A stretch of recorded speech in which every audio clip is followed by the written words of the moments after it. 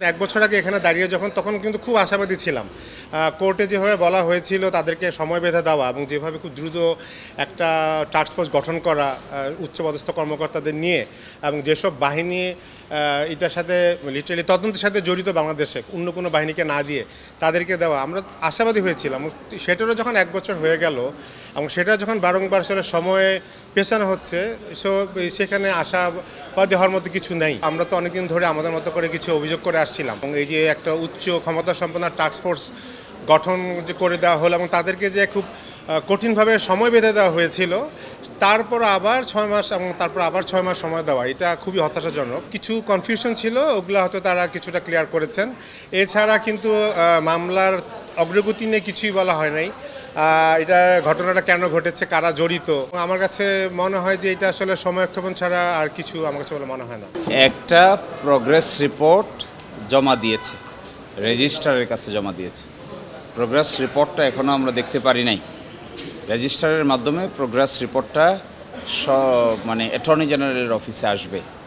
এটা সংক্ষিপ্ত একটা প্রোগ্রেস রিপোর্ট। এটা ফ্রাস্ট্রেটিং যে একটা উচ্চ পর্যায়ের 5 সদস্য বিশিষ্ট টাস্কফোর্স গঠন করে দেওয়ার পরেও এর অগ্রগতি রিপোর্টটা আমরা চেয়েছিলাম যে সরাসরি যে অফিসাররা এর সঙ্গে জড়িত তাদের এই 5 সদস্য সকলেই কোর্টে আসুক, কোর্টে এসে তারা এক্সপ্লেইন করো যে কতটুকু তারা করতে পেরেছেন, কোন জায়গায় অগ্রগতিটা ঠেকে আছে, এটা আমরা চেয়েছিলাম।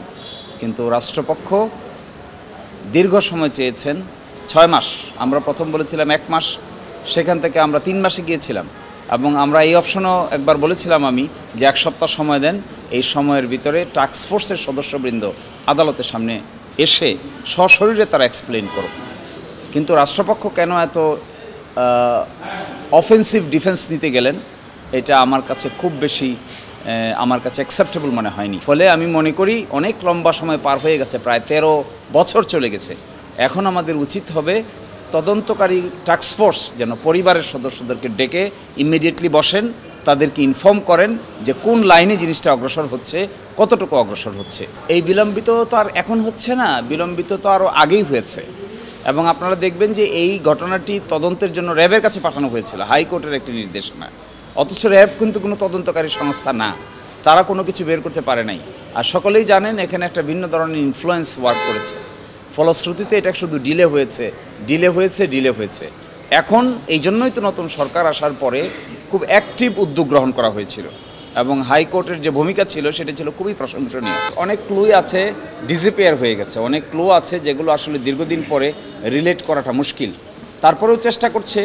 এখন এখানে দাঁড়িয়ে যাদেরকে দায়িত্ব দেওয়া হয়েছে, এই জন্য আমরা জানতে চেয়েছিলাম তাদের মুখ থেকে যে তারা কী ধরনের ক্লুলেসনেস অবস্থায় আছেন কিংবা কী ধরনের ডিফিকাল্টি ফেস করছেন, এটা আদালতের সামনে আসুক। এই আমি মনে করি প্রভাবশালী হোক আর ক্লুলেসনেস যাই হোক না কেন, সব কিছুই আদালতের সামনে এসে এক্সপ্লেইন করা উচিত। পরিবার যারা মামলা করেছে তারা তো বাদী, তাদের তদন্তের ফলাফল জানার অধিকার আছে।